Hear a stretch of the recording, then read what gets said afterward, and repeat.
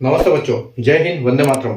मैं धनपाल देतिया और आपका एक बार फिर से स्वागत है मैजिक मैथ्स के इस छोटे सेशन में जिसका नाम है 40 सीरीज। 40 यानी कि डेली डोज बाय धनपाल देतिया।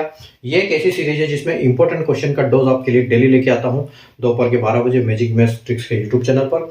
और अगर आपने चैनल को सब्सक्राइब नहीं किया तो चैनल को सब्सक्राइब कर लें ताकि आपको एक हर वीडियो की इंपॉर्टेंट वीडियो की नोटिफिकेशन मिले, ताकि एक इंपॉर्टेंट क्वेश्चन मिस ना करो अगर आप किसी भी गवर्नमेंट जॉब के एग्जाम की तैयारी कर रहे हैं तो।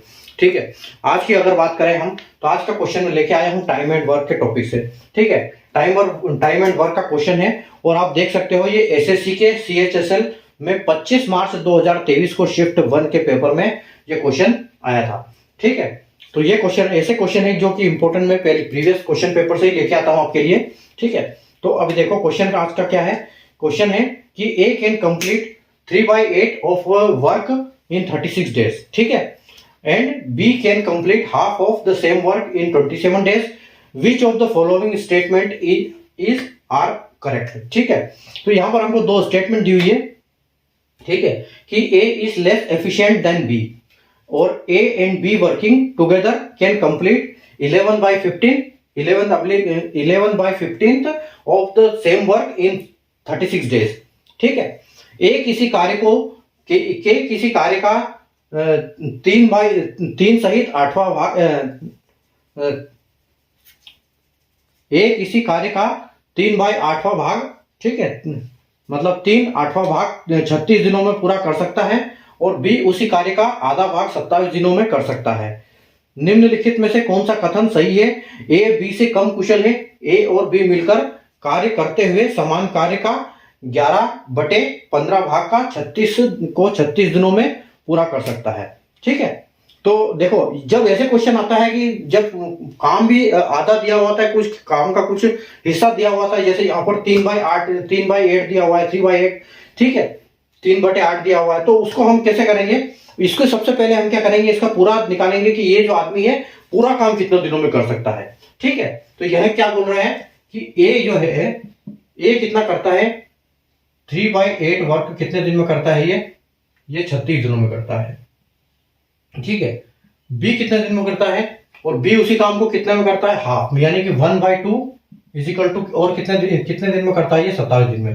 तो अब इसका हमको निकालना पड़ेगा कि ये पूरा कितना दिन में करेगा काम में। ठीक है, तो पूरा कैसे करेंगे हम? इसका क्रॉस मल्टीप्लिकेशन करते हैं। ठीक है, इससे मल्टीप्लिकेशन करते हैं और इसका इधर से करते हैं, लेकिन यहाँ पर कुछ है नहीं था, इसको 36/1 समझ सकते हो आप।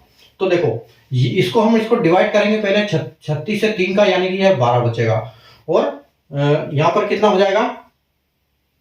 12 बचेगा तो 12 × 96 यानी कि 96। ठीक है, तो ये कितने दिन लेगा? ए पूरा काम करने के लिए 96 डेज लेगा। ठीक है, ए पूरा काम करने के लिए 96 डेज लेगा और बी देखो आधा काम 27 दिनों में कर रहा है, तो पूरा काम कितने दिन में करेगा? 54 डेज में करेगा। ठीक है, यानी कि 54 दिनों में।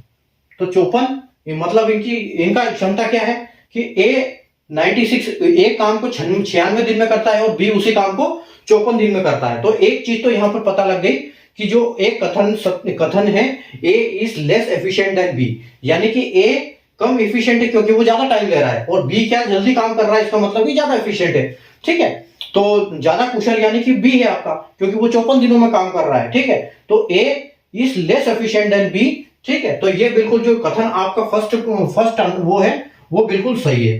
ठीक है, जो फर्स्ट कथन है बिल्कुल सही है।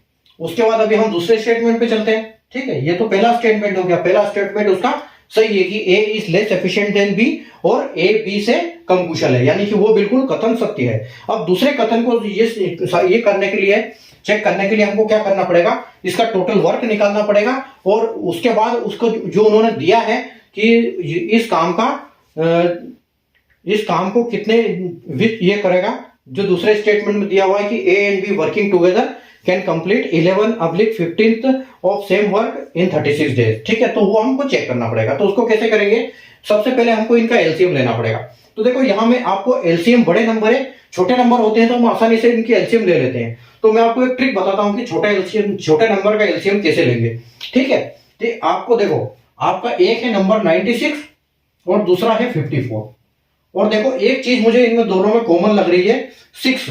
ठीक है, कि 6 × 16 16।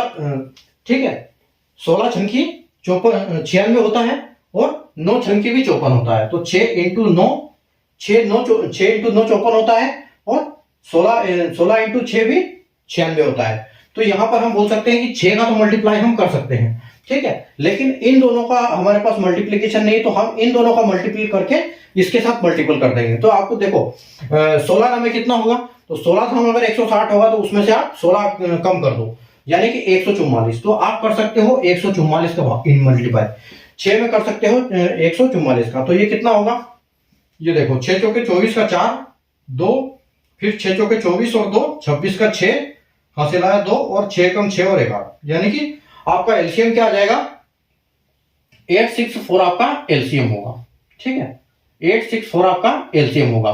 अब आप देखो, आपको ये करना है कि इनका एफिशिएंसी क्या है, इनकी क्षमता निकालने के लिए हम इस नंबर से इनको डिवाइड कर देंगे। ये तो इनका एलसीएम आ गया, एलसीएम यानी कि टोटल वर्क कितना है 96, 8 से 64, यानी कि 96 दिन में ये कंप्लीट करता है ए, और 54 दिन में बी कंप्लीट करता है। तो 864 जो है उसमें इनका टोटल वर्क निकलेगा, यानी कि एलसीएम बोल सकते हैं हम इसको, ठीक है, ये हमारा हो गया एलसीएम। तो अब आप देखो ये कितनी बार जाएगा, 96 कितनी बार जाएगा इसमें, 96 को हम बोल सकते हैं 864 में 96 अगर हम कम करेंगे 960 अगर होगा तो ये 10 बार चला जाएगा, यानी कि 960 तो 10 है ना, ये इसको समझ लो आपके ये 9 बार जाएगा, 864 जो है ये 10 बार जाएगा 96 में, ठीक है। तो ये 9 बार, ये 9 इसकी 9 एफिशिएंसी है। और 54 कितनी बार जाएगा 864 में, तो देखो 800 में तो चला जाएगा ये 16, हाँ 16 में चला जाएगा 50 से 16 बार, और जो 64 बचेगा वो 4 से चला जाएगा 16 बार में, यानी कि इसकी क्षमता कितनी है 16, एफिशिएंसी कितनी है 16, यानी कि बी की एफिशिएंसी 16 है और ए की एफिशिएंसी 96 है। तो अब आपको करना क्या है, अब आपको जो स्टेटमेंट दिया हुआ है वो क्या दिया हुआ है कि 864 का जो आपका 864 आ रहा है 864 का कितना भाग करना है, उसका भाग करना है 11/15।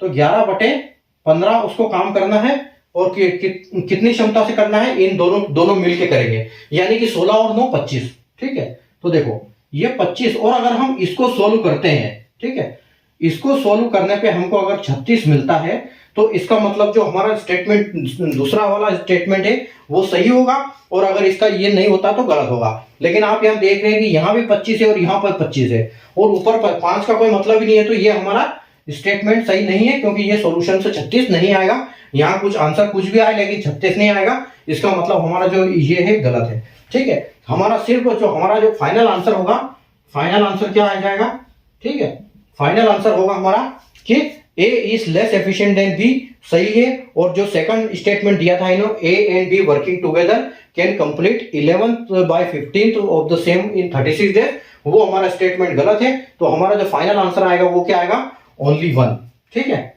ओनली 1 आएगा हमारा, और जो कि आप ऑप्शन बी में देख सकते हो, ठीक है, ऑप्शन बी आपका बिल्कुल करेक्ट आंसर हो जाएगा। स्टेटमेंट 1 फर्स्ट हमारा सही है, स्टेटमेंट 2 हमारा गलत है, ठीक है। अगर आपको कॉन्सेप्ट समझ में आया तो सेशन को लाइक कर दीजिए, शेयर कर दीजिए, चैनल को सब्सक्राइब कर लीजिए, क्योंकि इसी टाइप के क्वेश्चन में आपके लिए इंपॉर्टेंट क्वेश्चन लेके आता हूं। देख सकते हो आप एसएससी CHSL में ये 25 मार्च 2023 को शिफ्ट 1 में आया हुआ है। Thank you.